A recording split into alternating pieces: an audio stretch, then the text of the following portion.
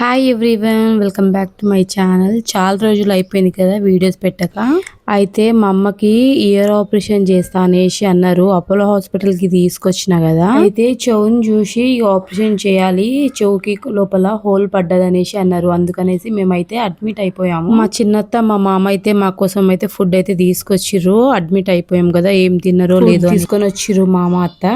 ఇక మళ్ళీ రిటర్న్ అయితే వెళ్ళిపోయారు. నేనైతే మా అమ్మ దగ్గర అయితే మళ్ళీ రిటర్న్ అయితే బ్యాగ్ తీసుకొని వెళ్తున్నాను. హాస్పిటల్లో అయితే అడ్మిట్ అయ్యాం కాబట్టి ఇక కొంచెం ధైర్యంగా ఉంది. ఎందుకంటే మా అత్తమ్మ వాళ్ళు ఒక్కడే ఉంటారు కాబట్టి కొంచెం మాకు చూసుకుంటారు అనేసి మాకు కొంచెం ధైర్యం అయినాక మా విజయ అత్తమ్మ కూడా వచ్చింది మాకు చూసుకోవడానికి. తిన్నారా లేదా అనేసి మా అత్తమ్మ కూడా మా కోసం ఫుడ్ తీసుకొని వచ్చింది. అత్తమ్మ మాతో కొంచెం టైం స్పెండ్ చేసి ఇక కొద్దిసేపు అయినాక వెళ్ళిపోయింది. నేను మా అమ్మ ఒకటే బెడ్ మీద పండుకున్నాము. ఏదో అడ్జస్ట్ అయిపోయాము. బెడ్ మీద కింద పండుకోవాలంటే భయం వేసింది. అందుకనేసి ఇద్దరం కలిసి బెడ్ మీదనే పండుకున్నాం. మా అమ్మని తీసుకుని హాస్పిటల్లో జాయిన్ అయిపోయినా కానీ మా అమ్మ అయితే నేను చూసుకోవడం తక్కువ, మా అమ్మ నన్ను చూసుకోవడం ఎక్కువైపోయింది. హాస్పిటల్లో తిన్నావా లేదా అనేసి అడుగుతుంది మా అమ్మ నాకే. ఇంకా నువ్వు నాతో పాటు ఇన్ని రోజులు ఎట్లుంటావు అనేసి ఆలోచిస్తుంది. మా అమ్మకి చేత కాకపోయినా నాకే బాగా చూసుకుంటది. తిన్నావా లేదా అనేసి అడుగుతూ ఉంటది. మా అమ్మ ప్రేమకి ఏ ప్రేమ సాటి రాదు, అంత గొప్పది మా అమ్మ ప్రేమ. అందరు అమ్మలు అలాగనే ఆలోచిస్తారు. తను తినకపోయినా నువ్వు తిను ఫస్ట్ అనేసి అంటూ ఉంటారు. హాస్పిటల్లో మార్నింగ్ లేచి ఇక మా అమ్మకైతే ఫస్ట్ జుట్టు వేస్తున్నాను. మా అమ్మ తన జుట్టు తను వేసుకుంటది కానీ లూజ్ గా వేసుకుంటది అనేసి నేను కొంచెం గట్టిగా వేస్తున్నాను జుట్టు. ఇక్కడ ఇక హాస్పిటల్లో పొద్దున్నే లేవాలి, టైం టు టైం పనులు చేసుకోవాలి, మంచిగా జుట్లు దూకోవాలి, బ్రష్ చేసుకోవాలి. డాక్టర్ ఒకటే రూమ్ లో చాలా మంది అడ్మిట్ అయి ఉంటారు కదా పేషెంట్లు. ఇక పొద్దున్నే లేస్తారు, కొంచెం హడావుడిగా ఉంటది అనేసి ఇక కొంచెం ముందే లేచి మా అమ్మకి నేను ఫస్ట్ జుట్టు అయితే వేసేస్తున్నాను. ఇక్కడ జుట్టు వేసి ఇక వాష్రూమ్ కి అయితే పంపిస్తాను. మా అమ్మ మంచిగా ఫ్రెష్ అప్ అయ్యి కూర్చున్న తర్వాత టిఫిన్ ఏదైనా బ్రేక్ఫాస్ట్ తీసుకొచ్చి మా అమ్మకైతే ఇస్తాను. ఆ తర్వాత ఇక నేనైతే ఫ్రెష్ అప్ అవ్వడానికి వెళ్తాను. హాస్పిటల్ కూడా మంచిగా బ్రేక్ఫాస్ట్, లంచ్, డిన్నర్ అవన్నీ పెడుతూ ఉంటారు కాబట్టి ఒక్కొక్కసారి అక్కడే తినేస్తాము, ఒక్కొక్కసారి మా అత్తమ్మలు పంపిస్తూ ఉంటారు ఫుడ్. నేనైతే ఇక హాస్పిటల్లో ఫుడ్ బాగుండదనేసి అనుకున్నాను, కానీ తర్వాత తిన్నప్పుడు ఒక మంచిగా అనిపించింది. మంచిగా బ్రేక్ఫాస్ట్ అయితే ఇస్తారు. ఉప్మా, దొడ్డు ఉప్మా, ఉత్తపం ఇవన్నీ మంచిగా బ్రేక్ఫాస్ట్ పెడతారు. ఇక టైం టు టైం మంచిగా వేడి వేడి రైస్ కూడా పెడుతూ ఉంటారు. మా అత్తమ్మలు ఆడనే ఉంటారని చెప్పినా కదా, వాళ్ళు కూడా మంచిగా ఫుడ్ అయితే తీసుకొని వస్తారు. మాకు మంచిగా చూసుకున్నారు. నేనైతే మధ్య మధ్యలో మా ఇంటికి వచ్చి పోయినా మా అమ్మ దగ్గర.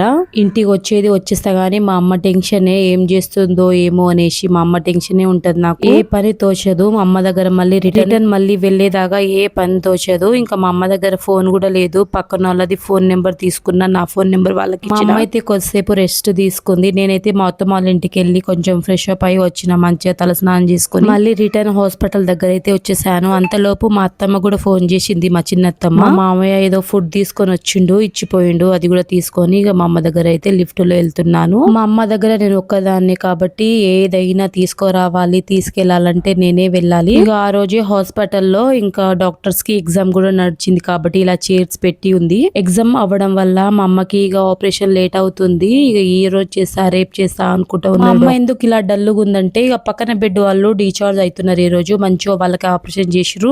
ఇక డిశ్చార్జ్ అవుతారు కాబట్టి వాళ్ళు వెళ్ళిపోతున్నారు. మనకి ఎప్పుడు చేస్తారు ఆపరేషన్ అనేసి మా అమ్మ అడుగుతూ ఉంది. పక్కన బెడ్ వాళ్ళు డిశ్చార్జ్ అవుతున్నారు కదా, వాళ్ళైతే మా అమ్మని చాలా బాగా చూసుకున్నారు. నేను ఒకసారి మా ఇంటికి వచ్చిపోయినప్పుడు ఇక వాళ్ళ ఫోన్ నెంబర్ తీసుకొచ్చాను. చాలా మంచిగా చూసుకున్నారు మా అమ్మని.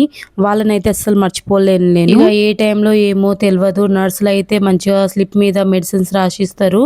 ఏ టైంలో అంటే ఆ టైంలో ఇక తీసుకురావాలి. ఇక ఎంత లేట్ అయినా అసలు హాస్పిటల్లో నిద్రనే పట్టదు. ఇక నేను కొద్దిసేపు ఇలా ఒరిగిన, మా అమ్మ కూడా పండుకోమంటే పండుకుంటుంది.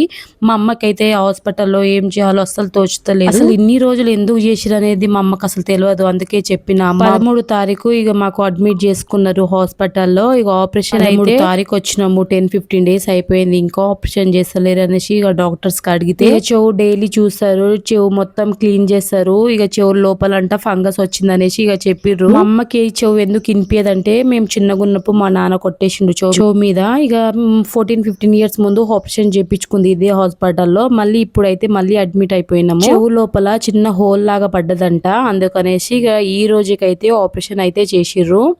మండే రోజు ఆపరేషన్ అయితే చేసిర్రు. 27 ఇన్ని రోజుల తర్వాత ఆపరేషన్ అయితే చేసిర్రు కాబట్టి కొంచెం సంతోషంగా ఉంది. ఆపరేషన్ చేసిన రోజు మా పిన్ని ఉండే ఇక్కడ, మా పిన్నే చూసుకుంది. ఇక నెక్స్ట్ డే అయితే నేను వచ్చిన.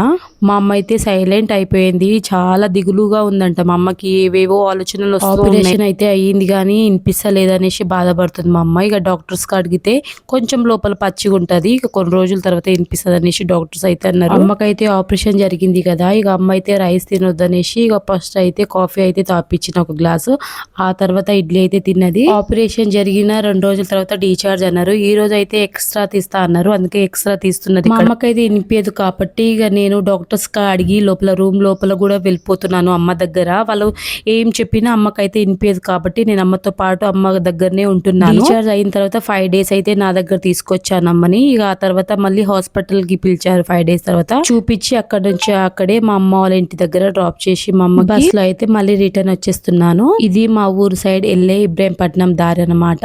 అక్కడ చాలా పెద్ద చెరువు ఉంటది, చూసి ఎప్పుడైనా నాకు కామెంట్ చేయండి. మళ్ళీ మా అమ్మకి 7 days తర్వాత మళ్ళీ హాస్పిటల్ దగ్గర పిలిచి మళ్ళీ 7 days తర్వాత హాస్పిటల్ కి వెళ్ళాలి, అప్పుడు మళ్ళీ క్లీన్ చేస్తారు చెవి, అప్పుడు వినిపిస్తుందా లేదా. డాక్టర్స్ కూడా గ్యారంటీ ఇవ్వలేదు, వినిపించవచ్చు వినిపించకపోవచ్చు అనేసి అన్నారు డాక్టర్. దేవుని దయ వల్ల మా అమ్మకైతే మంచిగా వినిపించాలి, ఆమె పని ఆమె చేసుకొని బతికేది, మా అమ్మ పొలం పని చేసుకొని బతికేది. దేవుని అయితే ప్రార్థిస్తున్నాను వినిపించాలని.